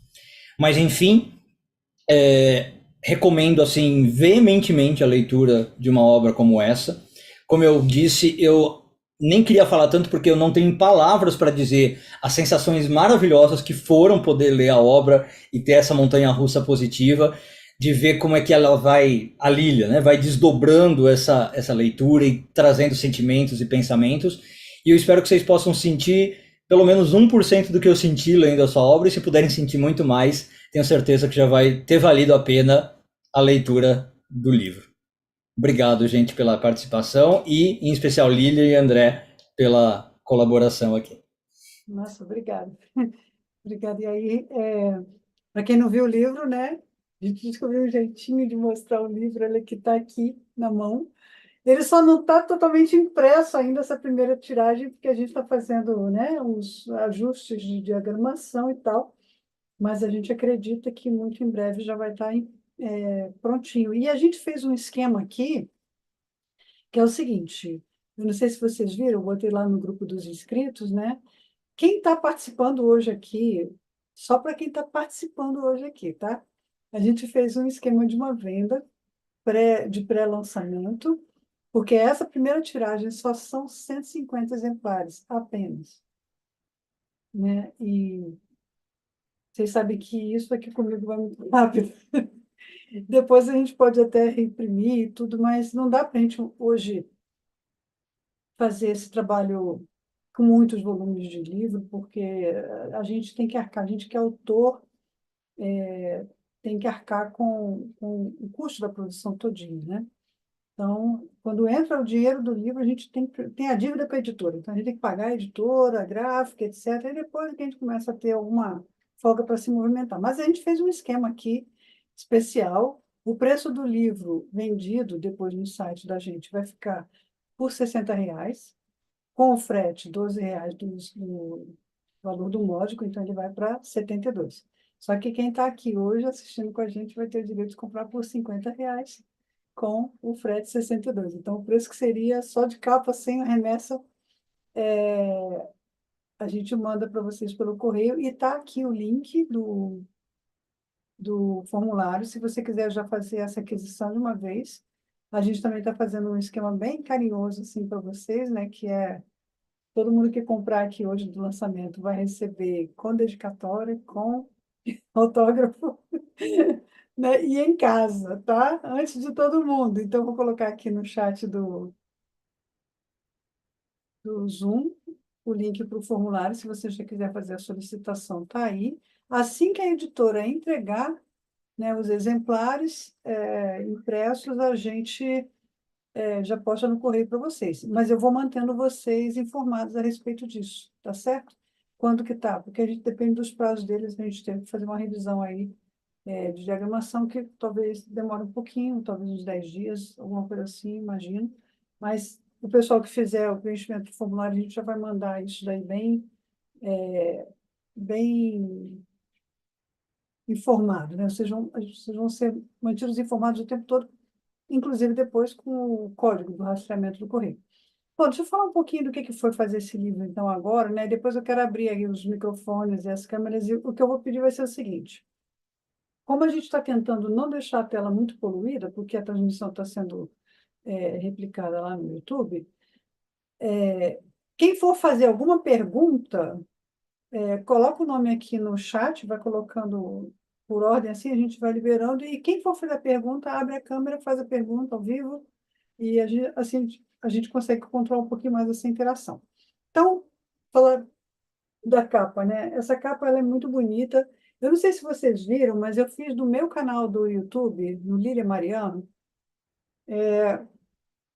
já tem 40 vídeos diários que estão lá, vídeos pequenos de até 10 minutos. Então, eu estou pegando os conteúdos que eu escrevi, que os prefaciadores e os endossers escreveram, e estou comentando o que vocês disseram.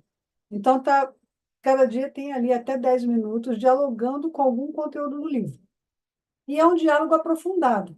Vocês devem lembrar que em 2016 eu fiz aquela série de vídeo chamado Mais Educação para falar sobre homossexualidade e espiritualidade, por favor. E aquela série de lives, era toda segunda-feira de noite a gente fazia uma live de mais ou menos 1h30, 1 hora, e aquilo ali ganhou né, o Brasil, e por causa daquilo ali vieram vários convites para eu poder fazer conferência em vários lugares. E foi ali que esse público LGBT+, acabou se aproximando muito mais de mim, e eu conheci muita gente a partir daquelas lives ali. Muito, ampliou demais o meu espaço de cuidado, meu espaço de acesso às pessoas. E aí, Lilia, desculpa só te interromper, o pessoal está avisando que o formulário está fechado, está pedindo uma autorização. peraí, é que não dá para eu. O formulário, gente, ele está aberto, é que às vezes você tem que logar na sua conta, entendeu? Para poder, deixa eu ver como é que está aqui, para você. Bom, ele está. Para mim travou também aqui, viu, Lilian? Eu acho que ele está com permissão somente para proprietário. Acho que você tem que ir no canto superior direito, tem algum lugar que você Isso, põe compartilhar para todos, alguma coisa assim. Ou editar para todos. né? E o Thiago aqui está perguntando se em vez de pergunta pode ser também testemunho. A ideia é essa, viu, Thiago? Pode ser testemunho também. A ideia talvez é mais isso, mais testemunho do que pergunta. Quem quiser contar como foi sua experiência da vida sexual, digamos, em relação à religião e espiritualidade, fique super à vontade. Porque essa conta, exatamente, ela é onde está o formulário, é a conta da Afaga. E a conta da Afaga é uma conta que usa o Gmail, o sistema de Gmail, mas ela. Ah, tá. Restringir, login necessário. Pronto, eu acho que agora vocês conseguem. Consegui achar aqui o lugar onde estava a restrição. Veja, se você. Agora foi. Agora foi. Beleza, beleza. Então, agora já está funcionando fluidamente. Mas, então, assim, duas coisas que vocês falaram, né? Eu fiquei até com um pouco mais de esperança, viu, André? Quando você falou assim, daqui a 50 anos o pessoal. Eu não quis explicitar o meu ceticismo igual o Iair, mas quando eu falei 50 anos, acho que a gente está indo mais ou menos na mesma linha, né? Mas, São assim, processos que demoram, né? mas eu acho que nem demora tanto, sabe por quê? Porque tem um diferencial. E você também falou sobre isso. É quando você falou assim, eu não tenho medo nenhum de pegar um livro desse e dar para um pastor que eu conheço, porque é isso que vai fazer o livro andar. Vocês pensam que os pastores vêm comprar livro comigo de uma teóloga feminista que fala sobre diversidade de gênero? Mas nunca. Vocês têm uma noção, eu mandei esse convite para estar aqui no lançamento hoje para mais de 150 pastores amigos. Se tem alguém assistindo, está camuflado ali no YouTube, só no. Eles não põem o nome deles aqui, sabe? Mas se você que é um pastor, dá. Se o Iair, que é um rabino, dá para alguém, né, que faz o discipulado lá do judaísmo, dos novos convertidos, eu tenho certeza que o livro ele vai cumprir a missão dele. Por outro lado, também, é, tem uma outra questão que é o caso humanitário, e aí levantou isso também, que ele falou assim, as pessoas mesmo que deviam saber o conteúdo desse livro, nem estão aqui escutando e tal, mas chega nelas. E tem uma outra coisa que acontece, eu acho que os meninos e as meninas que são LGBTs que estão aqui presentes e que podem até testemunhar aqui, vão saber, é que o livro é um consolo para eles também. Porque o pessoal que eu cuido não é um pessoal descomprometido com a espiritualidade. É um pessoal que enfrentou dilemas profundos para se manter na espiritualidade, fidelizado, né, à tradição que ele tem, a despeito das pancadas que saiu levando. Então, o livro acaba consolando um pouquinho eles. Eu queria compartilhar aqui um pouquinho a tela, só para vocês verem do sumário, porque por dentro, né? Se vocês quiserem saber mais dos conteúdos por dentro, lá no meu canal, no Lília Mariana, tem muitos vídeos lá já falando, eu estou colocando, a Sarinha está me ajudando a subir e anunciar. Então, vocês podem acompanhar o meu Instagram, Lilia.Mariano. E o meu TikTok, que é um TikTok conjugado, né, da Faga, da Igor e da Lília. E sempre que tem um novo vídeo, a Sarinha está jogando lá com uma chamada. Mas lá fica 90 segundos. O vídeo completo mesmo está no YouTube, que a gente quer fazer esse conteúdo ficar mais ser acessado por pessoas que realmente estudam e querem estudar, porque quem quer estudar o tema não vai para o TikTok, né? A gente sabe que o público é diferenciado. Então, a ideia foi o seguinte, né? Quando o André fala que eu escancarei o método, aqui eu explico como é que você pode ler esse livro e ser enriquecido por ele, mas entendendo também que ele faz uma aproximação multifocal.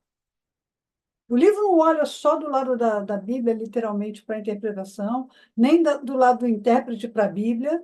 Ele olha com múltiplos olhares. E eu, particularmente, um dos capítulos que eu mais gostei de escrever desse livro, foi um dos mais recentes, foi esse de Juízes 19, 21.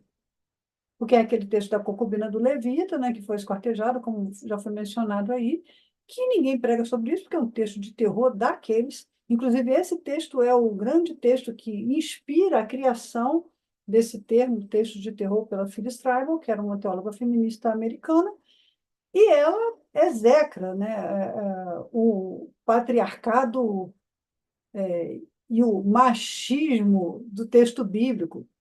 Só que o que eu mostro nesse texto é que não dá para você chamar nem de patriarcado, nem de machismo no texto bíblico, em Juízes 19, 21, só por causa da experiência que está narrada ali.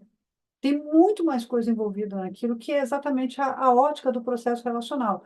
Ele vai fazer uma rodada de 360 graus para ver todos os relacionamentos que estão embutidos nesse processo.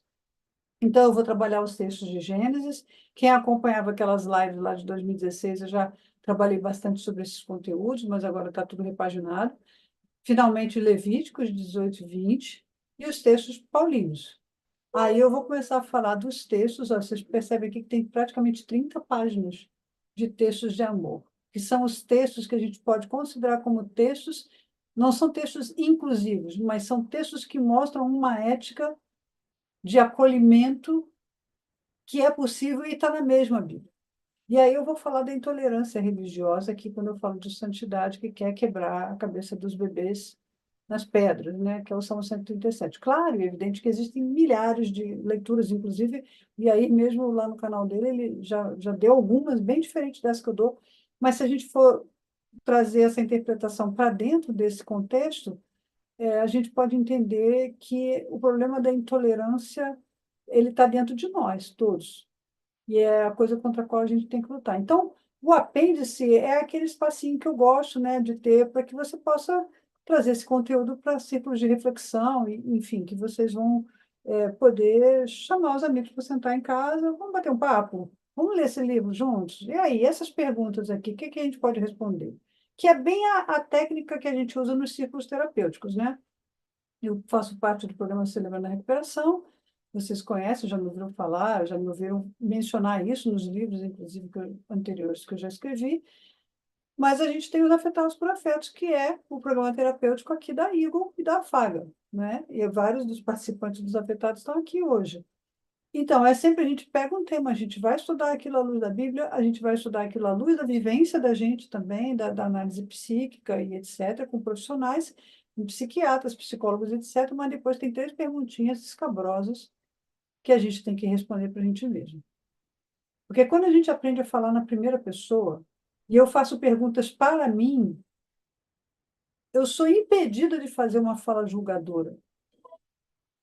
Sabe, eu sou impedida, eu sou obstaculizada em ficar tentando apontar o erro na leitura que o outro faz das coisas.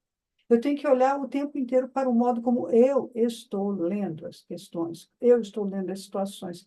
Então, o programa terapêutico, que quem é dos afetados aqui sabe do que eu estou falando, ele faz muito bem por causa disso, porque ele ensina a gente a falar na primeira pessoa. E chega, o André também tem celebrando a recuperação lá na igreja que ele é pastor, né, em Quitaúna, em Osasco, e o programa ele ensina isso para a gente. Fale sempre na primeira. As regras do programa são: fale sempre na primeira pessoa. Se implique na questão, não se responsabilize os outros, se responsabilize a si mesmo. Quais são as suas participações, as suas responsabilidades nesse processo? Segundo ponto, ninguém julga ninguém.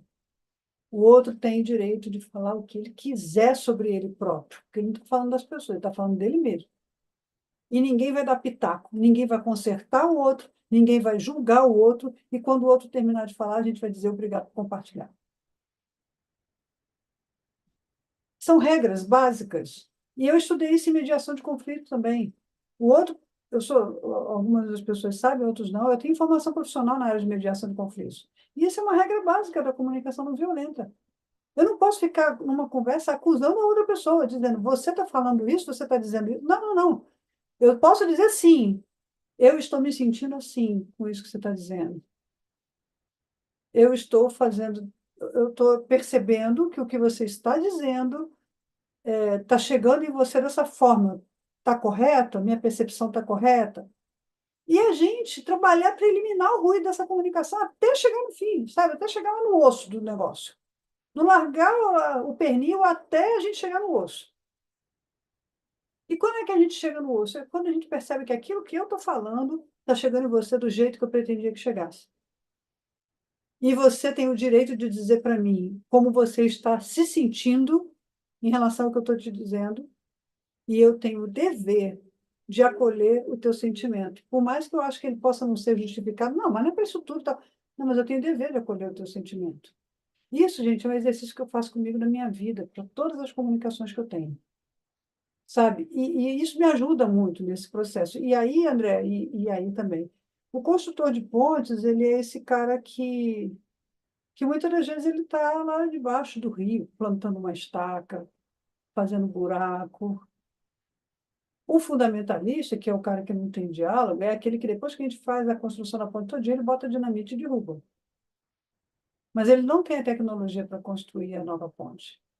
Até ele mesmo, se ele precisar passar para o lado de cá, ele vai precisar da ponte que eu construí e que eu e outros construtores de pontes fizemos. Então, eu sei que é um trabalho subversivo em todos os sentidos e é subterrâneo. Mas eu sempre acreditei muito na força. O Milton Santos, que era o meu orientador, meu mentor, ele falava assim: é assim que a gente trabalha, com a força do cupim, devagar e sempre. Um dia a casa desmorona. O Milton tinha essa. E eu achava essa da força do cupim do Milton Santos uma metáfora tão maravilhosa, tão eficiente para dizer isso tudo, que eu ficava encantada. Eu decidi, quando eu conheci o Milton Santos em 2004, e que eu fui começar a estudar com ele, eu decidi que eu ia trabalhar com a força do cupim.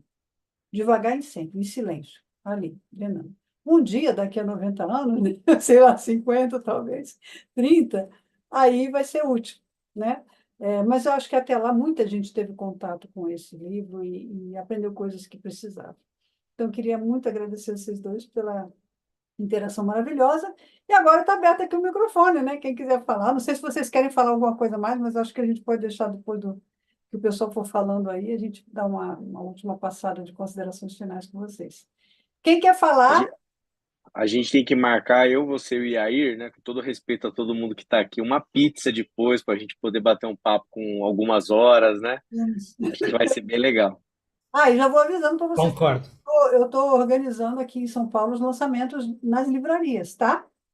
Então, assim, fiquem atentos que agora em janeiro, assim que tiver a tiragem toda impressa, a gente está marcando aí para alguns lugares. Bom, a Michele falou que ela chamou um amigo que sofreu muito com preconceito para ver a live, que bom. Também chamou alguns pastores. Agora sim, gente, quem quiser falar, abre a câmera, tá? Levanta a mãozinha, abre a câmera e pode fazer a pergunta aqui diretamente. O Thiago quer dar um testemunho. Vai, Thiago, é contigo mesmo, então.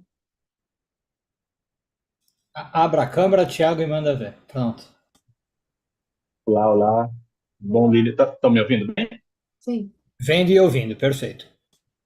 Aí, como é que a Lili acharia que eu ia participar aqui sem falar nada, né, Lili? É impossível. Mas eu vim de uma igreja mais tradicional, né?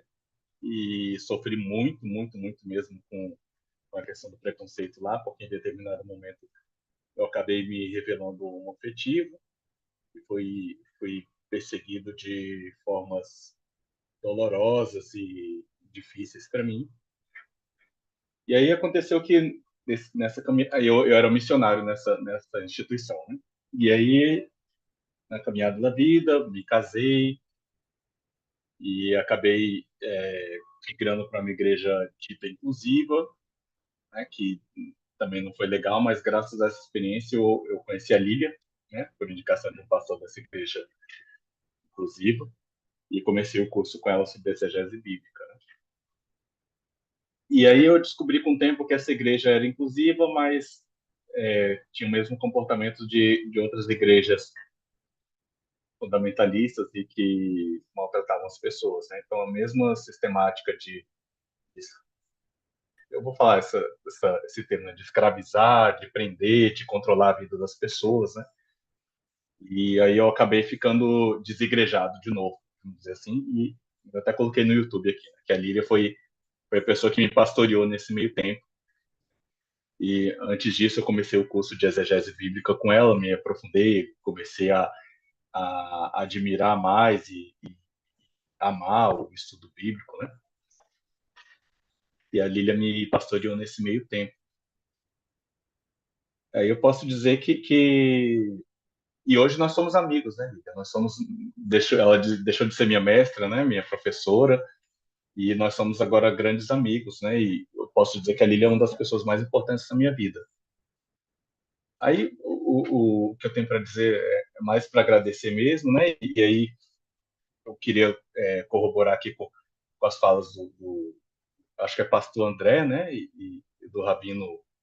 E aí, sobre essa parte, essa questão de que as pessoas ignoram muitos textos que estão diretos e rigorosos na Bíblia, né?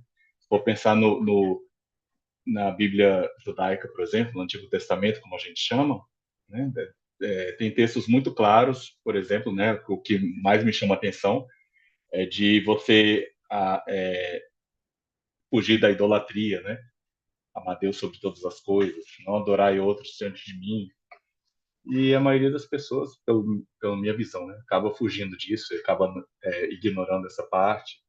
E aí a gente vê pessoas ficando horas na fila por causa de um ídolo, né, musical. As pessoas se submetem a ficar em um calor de 60 graus sem água, enfim.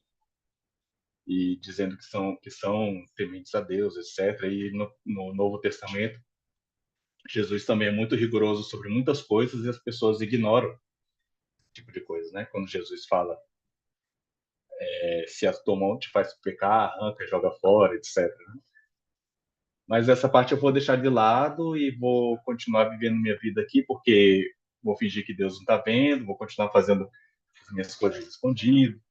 Então tem muitas coisas que são muito mais importantes, muito mais claras e diretas e que as pessoas acabam ignorando para poder usar a palavra de Deus para perseguir, para fazer as outras pessoas se sentirem mal, para se justificarem com as falhas dos outros, etc. Isso é muito triste.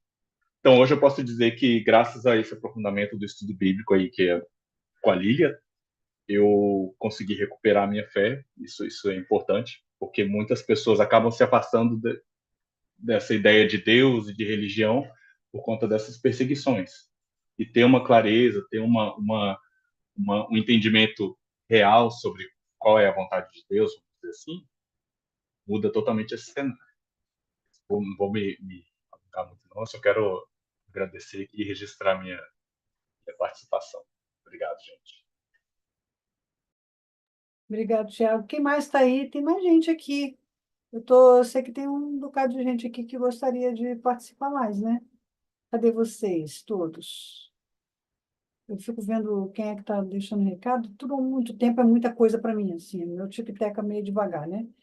Carlos Henrique Nunes de Freitas, que começou a estudar. Cadê você, Carlos, que você é super participativo, que sempre traz umas considerações assim bem apimentadas. A gente tem também aqui mais gente, deixa eu ver aqui. Tem dois Paulinhos aí, tem o Paulo Andrade, tem o Paulo Nunes, se quiserem falar.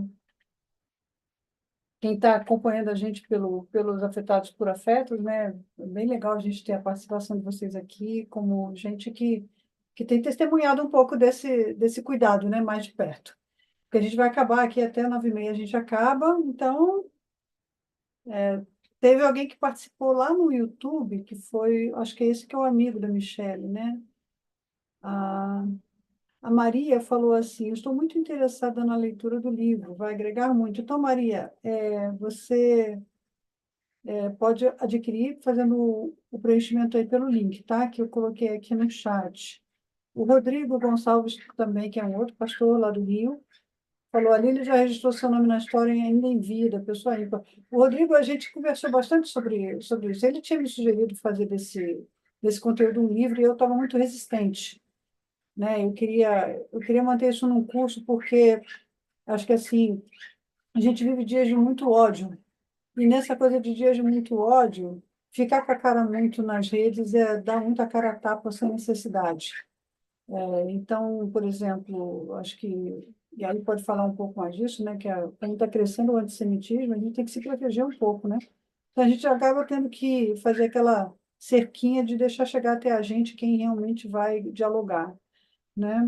O Cleudon, peraí, o Cleudon falou alguma coisa aqui no chat.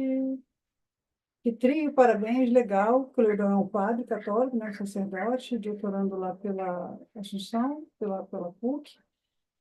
O Marden, ele falou assim, o sexo é um tabu em boa parte das religiões, é uma tese de controle do corpo pela religião. Sim, agora isso daí é um pouco mais pesado do que isso. Até porque a gente vê essa coisa do controle da religião em sociedades que não têm a religião na base. Isso é muito comum, acho que, da humanidade, né? Eu vejo isso na cultura indiana, por exemplo, que é muito plural em termos de religiosidade. Nas culturas asiáticas, como China, Japão, Coreia, também tem muito disso. Então, eu nem sei se a gente pode culpar a religião. Mas, sim, faz parte da mentalidade humana tudo isso, né? O Carlos Nascimento falou assim: Lília ou Rabino, será que as igrejas estão preparadas para dialogar esse assunto de sexualidade no meio da sociedade? Não, preparar elas não estão, e não estão querendo se preparar, mas alguém tem que começar a fazer esse trabalho de desbravador, né? O Marlin também colocou aqui mais um detalhe, ele falou assim: sou homossexual e fui muito atormentado dentro da igreja evangélica. Eu chorava feito um bebê faminto. Foi literalmente um inferno. Hoje eu abandonei a fé porque Deus deixou de fazer sentido. Isso aqui eu queria dizer um pouquinho sobre isso, né?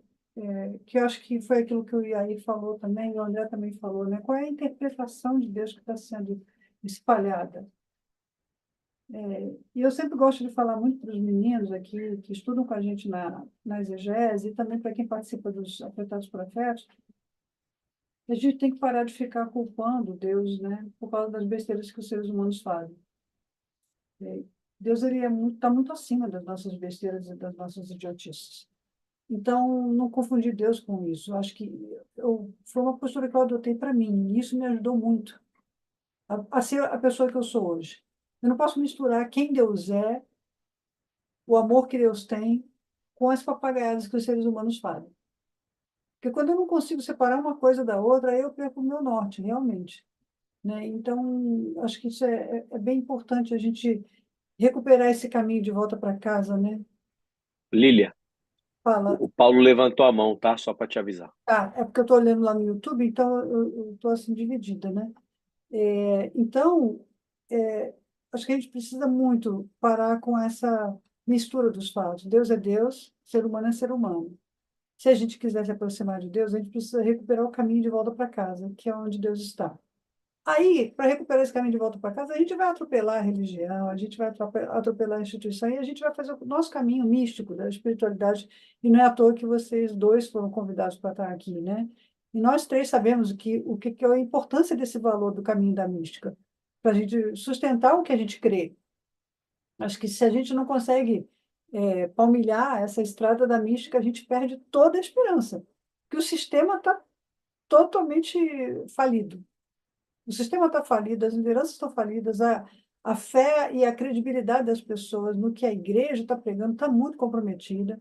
Mas existe um Deus que está acima de tudo isso e que se permite acessar por nós. Né? E eu acho que a gente não pode perder essa dimensão. Então, na minha prática, eu tive que grudar em pessoas que pensavam igual a mim, que também acreditavam nisso. Eu tive que pedir ajuda de mentores espirituais, eu tive que caminhar com místicos até de outras religiões. No meu doutorado na UFRJ, por exemplo, foi muito incrível, porque o meu programa de de pós-graduação, era um programa que só tinha místico, de tudo enquanto é religião. Era místico budista, era místico hinduísta, era místico esotérico, ufologista, tinha de tudo lá que você pode imaginar, até bruxa Wicca. E a gente se dava super bem, sabe? Porque na mística e na busca das pessoas pelo sagrado, existe uma língua comum. Aí você está falando, você está dizendo que todos os caminhos levam. Não, não vem com esse papo de teologia sistemática, sabe, essas coisas como é que se diz, de apologética para mim, não, que eu não entro nessa vibe, eu não discuto nesse nível. O que eu acredito é que o texto bíblico diz: buscar-me-eis e me achareis quando me buscar de todo o coração.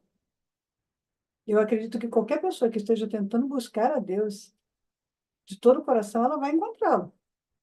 E eu acho também que Deus usa todos os caminhos possíveis para chegar nessa pessoa quando ela está interessada em chegar nele.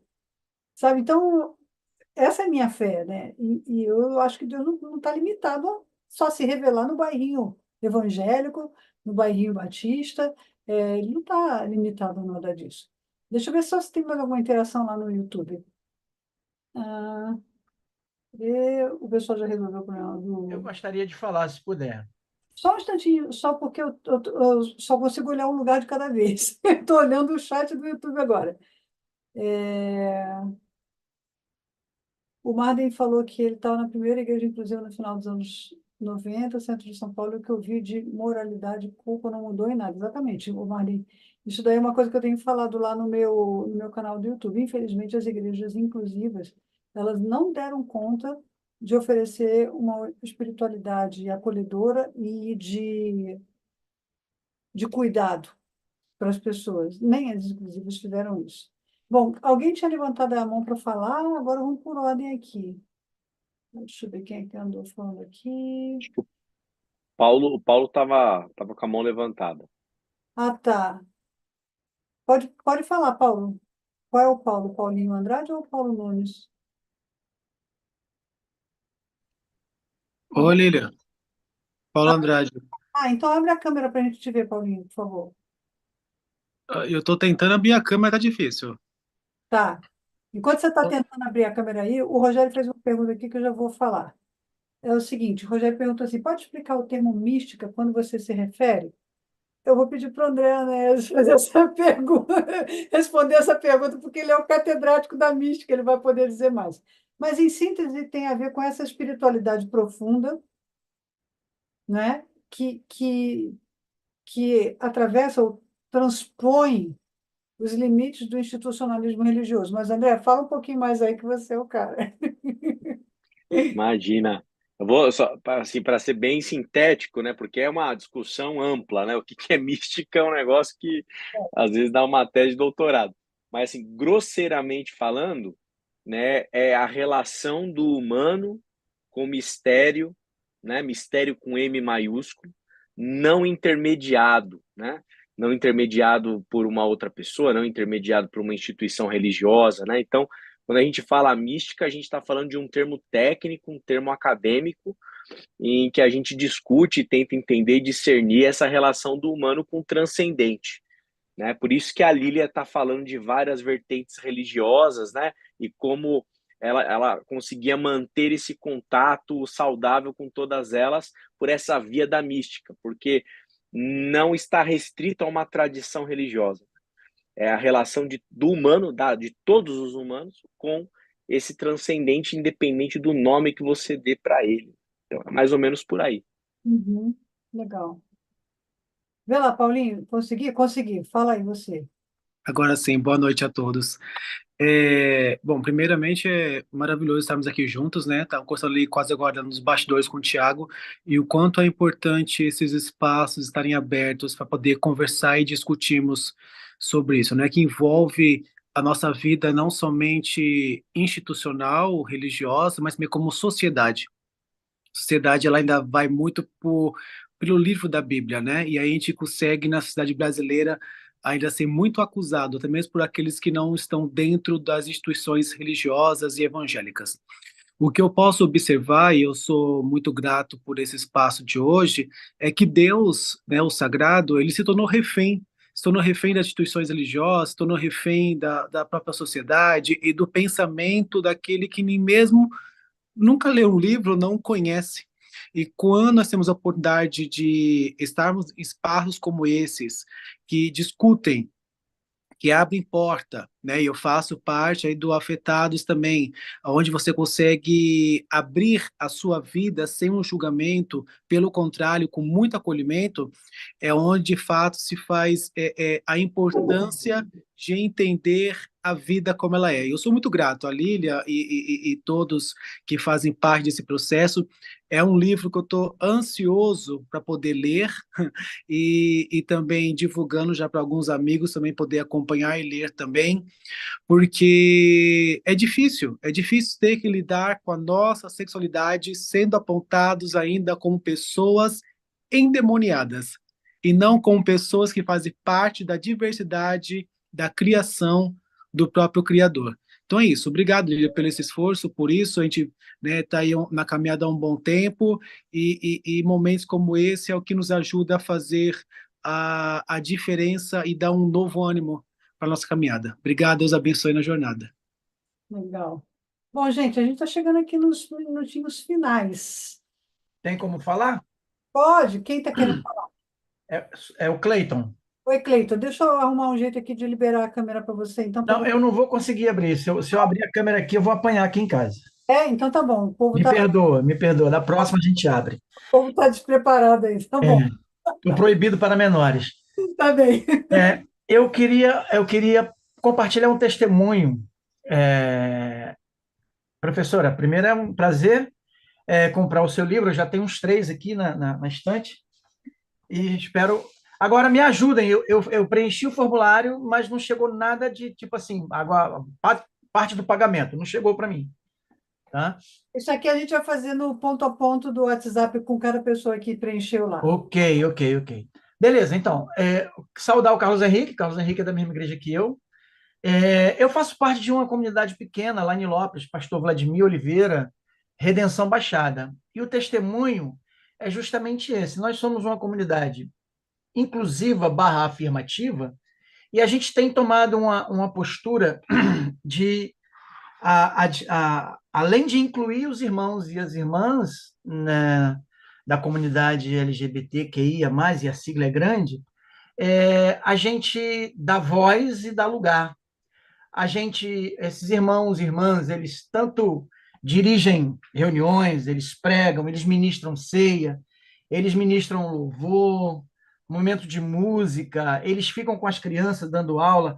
Assim, isso para a gente, porque a gente cansou daquele momento em que, você pode vir, a gente te respeita, a gente te ama em Jesus, mas você vai ficar no estacionamento, você vai ficar na porta, tá? Não, na redenção é intencional e a gente já fez umas 2 imersões às quinta-feiras online, com 8 encontros, chamando irmãos e irmãs, pastores e pastoras que lidam com a comunidade para a gente poder ampliar a nossa visão e ampliar o abraço, né, para essas pessoas. Então, o testemunho é esse. É uma comunidade pequena, quase invisibilizada, fica lá em Nilópolis, mas a gente tem feito isso de forma intencional. Os irmãos, já recebemos, por exemplo, já apresentamos já 2 ou 3 vezes crianças, bebês de mulheres, de 2 mulheres, né? Então, isso assim, isso vai para o Face, isso vai para o Instagram, e isso é de forma intencional para que as pessoas vejam que eles não precisam, né, ficar só na porta, no estacionamento, eles têm voz, têm vez, têm lugar e têm poder também. Esse é o testemunho. Obrigado, Cleiton. Vocês estão percebendo a coisa da força do cupim? É por aí. A gente não pode esperar que isso vai vir de grandes igrejas, grandes líderes, grandes, né, denominações. Não, isso vai ser drenado pelas pequenas comunidades, por gente que está fazendo a subversão com a força do cupim. E eu acredito muito nisso. Eu tive na Redenção Baixada, acho que em 2016, quando eu lancei a primeira edição dos Relacionamentos Complicados, né, que ainda tinha essa capinha aqui assim, né? Depois a gente fez a segunda edição, que já foi pela Recriar, que ficou... Eu tenho esse aí e o outro. Eu tenho outro, né? E Isso. esse daqui também, que é o Como Incenso Suave, esse livro foi que meio que calou a minha boca no Brasil, porque como eu tinha ido à comunidade Cidade de Refúgio, e eu vi uma carência enorme de estudos bíblicos sobre espiritualidade lá. Eu reescrevi esse livro, que ele já era um livro chamado Teologia da Oração e da Intercessão, que eu tinha escrito em 2005, coloquei mais 4 capítulos nele e lancei por causa da comunidade Cidade Refúgio.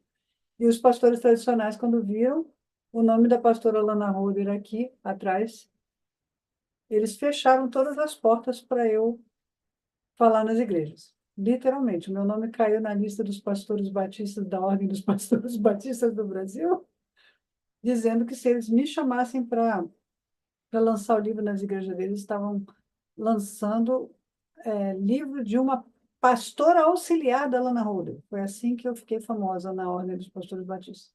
E até hoje tem pastor batista que tem medo de chegar perto de mim e conversar comigo por causa disso. Então você vê o poder da fofoca. E aí estava falando, né? Também isso na Bíblia, não fazer maledicência, mas o povo não está nem aí, né?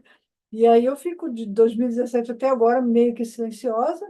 Também a gente sabe, né? Eu conto isso lá no canal, que por causa da eleição do presidente, né? Que ficou aí 4 anos no poder. Eu conto lá desde o primeiro vídeo da série. Se vocês seguirem meu canal lá, já tem 40 vídeos lá, gente. Eu estou seguindo o exemplo. Fiquei inspirada pelo Iaí, que ele todo dia de manhã, 5 horas da manhã, está ele fazendo vídeo lá no canal dele. Eu falei, você me motivou, viu? E eu comecei a fazer os vídeos também. Mas eu conto lá que eu fui parada pela Polícia do Exército um dia, saindo da UFRJ, logo depois da vitória do então presidente, em 2018, e fui fichada pela Polícia do Exército. E eu morava num bairro, na Vila Valqueire, no Rio de Janeiro, que é cercado por quartéis. Tem mais de 32 quartéis. Ele fica do lado do lugar chamado Vila Militar. Vila Militar Realengo e tal, essa área do Rio de Janeiro, ela é toda militar. E os membros da igreja que eu fazia parte eram muitos militares. E parece que eu, de alguma forma, fui denunciada para a inteligência do Exército por membros da minha igreja, ao ponto de eu me sentir vulnerável e com medo de sair na rua, depois dessa vez que eu fui fichada. Eu estava conversando com um amigo, o Carlos Schlepfer, que é um frade franciscano, né? Um irmão franciscano. Eu falei, Carlos, eu estou apavorada com isso aqui. Olha o que aconteceu. Ele falou assim, fique apavorada mesmo, porque na época do golpe, era assim que eles faziam. Eles pegavam, paravam você assim, desavisadamente, como quem não quer nada, anotava seus dados e na hora que eles quisessem sumir com você, era a coisa mais fácil. E eu, mulher, sozinha, morando sozinha, eu me senti muito vulnerável com aquela situação, principalmente por saber das coisas que as pessoas da minha igreja estavam dizendo sobre o trabalho que eu fazia. Curiosamente, a única igreja que me convidou para fazer um lançamento no Rio de Janeiro é a Betânia, a mesma igreja, onde eu devo voltar agora em janeiro ou fevereiro para fazer o lançamento do livro lá, porque quem está pastoreando lá é o pastor Kenner Terra e é um grande amigo biblista que já caminha comigo há mais de 10 anos. Então, a gente tem que lidar com essas pequenas coisas, né? Essa intolerância, a gente não está livre dela, mas eu acho que também não dá para a gente continuar calado. Então, graças a Deus, aqui em São Paulo eu tenho amigos que me cercam com apoio. Não tenho o apoio da minha comunidade de fé no sentido oficial, mas tem muitos amigos da minha comunidade de fé que estão aqui assistindo, que estão aqui participando, e que adquiriram os meus livros. Então, gente, eu conto com vocês para disseminar, tá bom? Então, participem e assinem o canal lá, o Lília Mariano, no YouTube, porque vai ser muito bacana vocês verem que eu estou pegando os conteúdos do livro e estou ali conversando mais profundamente, coisa que nem no livro está. E vai ser muito bom estar com vocês. Então, acho que algumas pessoas deixaram um valorzinho, o Thiago falou que dizer que eu amo você, amiga. Vocês são muito queridos, gente. Carlinha também está aqui. Ó, o pessoal dos afetados tem bastante gente aqui. Tem a Carla, tem o Thiago, tem o Paulinho, tem o outro Paulo. Gente que já passou pelo nosso programa terapêutico e sabe o que é esse cuidado que a gente dá, né? Então, bem-vindos. Para quem acompanhou pelo YouTube, obrigado. Já umas 12 pessoas fizeram o pedido do livro lá, já no formulário. E aí a gente vai fechar para respostas por ali, né? Porque esse preço promocional era só para quem estava participando aqui da transmissão. Gente, muito obrigada. Não sei se aí, e André quer falar considerações finais aí, eu já estou encerrando depois. Queria só agradecer a presença de todos, André pela mediação, pelo discurso, adorei, e Lília pelo convite e pela participação. Parabéns pelo lançamento do livro. Obrigada. Eu também quero agradecer, mais uma vez te parabenizar, Lília, pela coragem, pela contundência do trabalho. Não vejo a hora de ter o material em mãos e poder comprar outros exemplares aí também para dar de presente para amigos e amigas. Prazer e aí estar contigo, viu? Prazer é meu. Obrigado por todos aí. Obrigada, gente. Então, obrigada aí o pessoal que está deixando os ensejos assim graciosos e generosos aqui no chat, o pessoal que também deixou o recadinho lá no YouTube, muito obrigada, tá? E aí, nesse grupo que a gente tem do WhatsApp ali, que está com as pessoas que se inscreveram, né, pro evento, eu vou ainda socializar o link da compra do livro com esse desconto. Depois a gente fecha e vai para para briga, né? Para vender o livro na praça. Gente, obrigado, viu? Grande abraço, boa noite para todo mundo. Boa Obrigada aí. noite. Boa noite, bom descanso. Tchau, tchau. Tchau.